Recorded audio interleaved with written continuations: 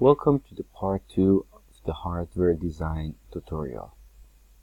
In the part 2, we will finish the job with the hardware design by exporting the hardware into the SDK. And after that, we will continue with our C code and getting the result from the board. So we'll go back to the Vivado. By this time, the bitstream generation has been completed. As you can see, write bitstream complete. We can go to the diagram and just check something here. You can double click on this processing system. As you can see, by using the default settings, we have also enabled the UART1 and some other peripherals. But the main concern is the UART1, which we are going to use it in the debugger mode on the board to get the results from the C code, and also which can help us to see the result when we are interacting with the buttons. The next step is to press File, Export Hardware. Make sure that this option has been checked.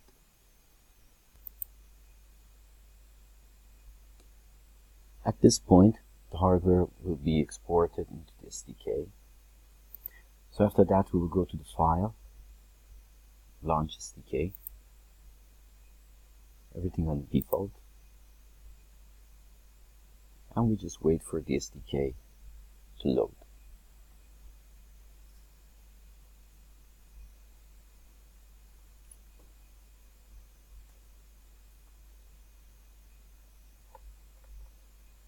Okay, while the SDK is loading, we can take a look at our C, which we will use in the next part.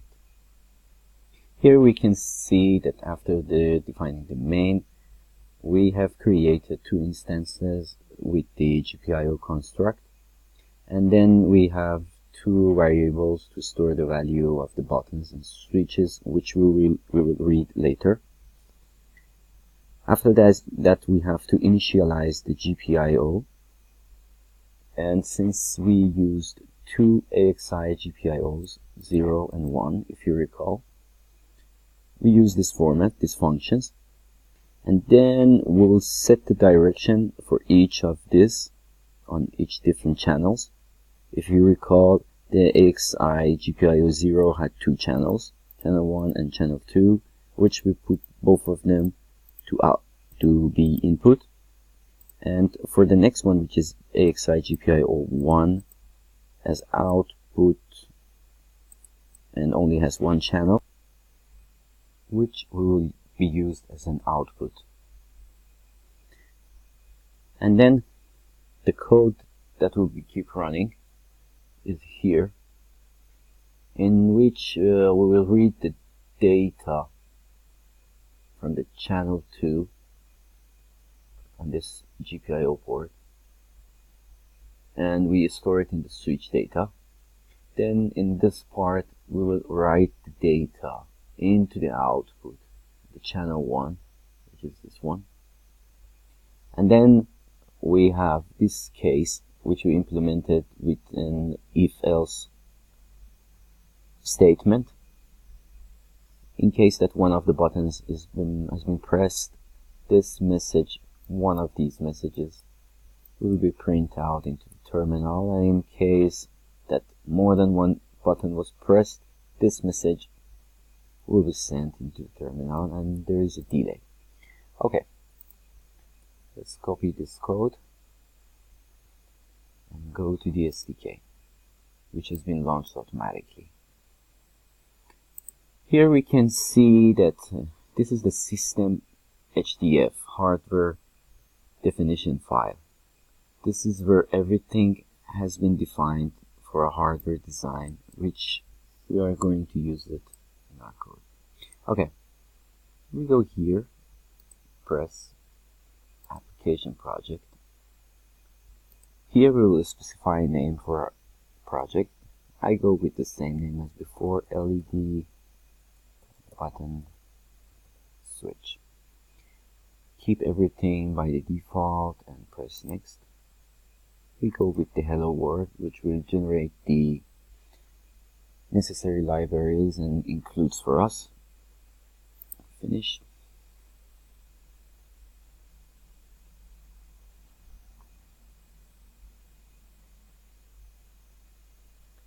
Okay, these two folders has been added to our project.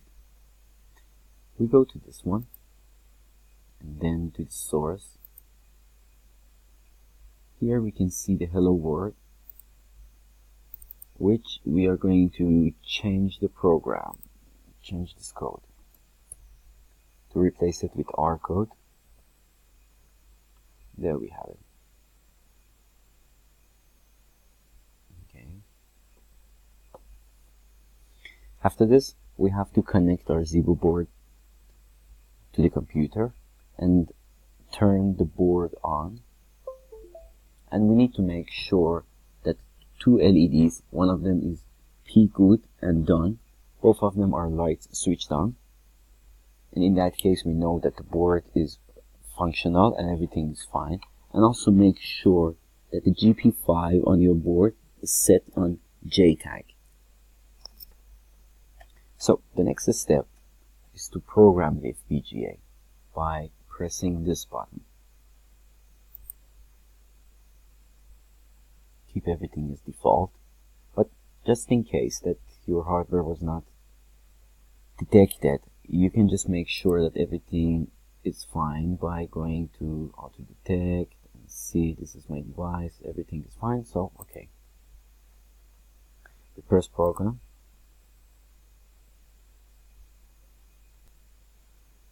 Okay, we have successfully uploaded the program to the FPGA. Now we need to right click on the project folder and then go to the run as. Oh, at this point I can see that there's error in the program, which is this button data and button value. Yeah. So the thing is that here the variables that we defined are called buttons value and switch value, but here we are using button data and also switch data, which is not defined, but it's okay. We are going to run it anyway to see the errors. Actually, this is a good example which we can go through the error and see how this SDK, which is basically Eclipse, will show you the errors. Okay, so we go to the run as, launch on hardware.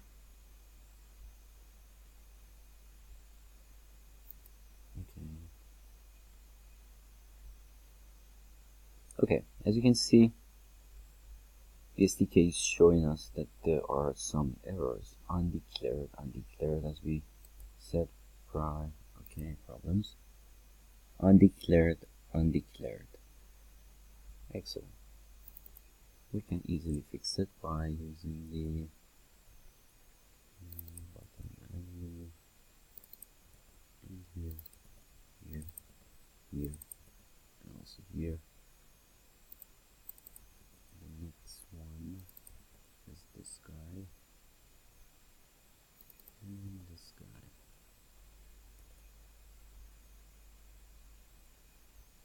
Okay, we forgot this one. And there should be no more errors. Excellent. We run it again.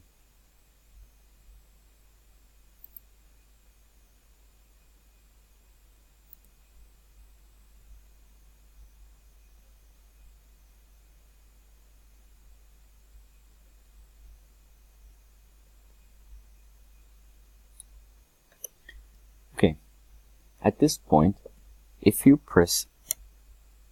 use any switches on your board, you can see the corresponding LED will be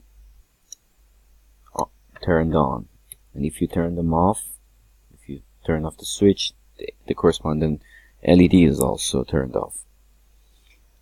for the test of buttons, which is here, we need to use a terminal. Let's use the SDK terminal for this one. We can open it. Okay, the port is, for me, is the COM8, but you can just check your hardware manager and check that which one of your COM port is representing the USB UART on your board. And then the baud rate is 1152 zeros. Okay. And now, yes, as you can see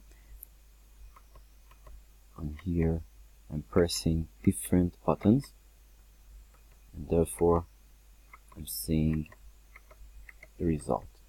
And if I press more than one button, it will tell us that more than one button was pressed. And this is the last part.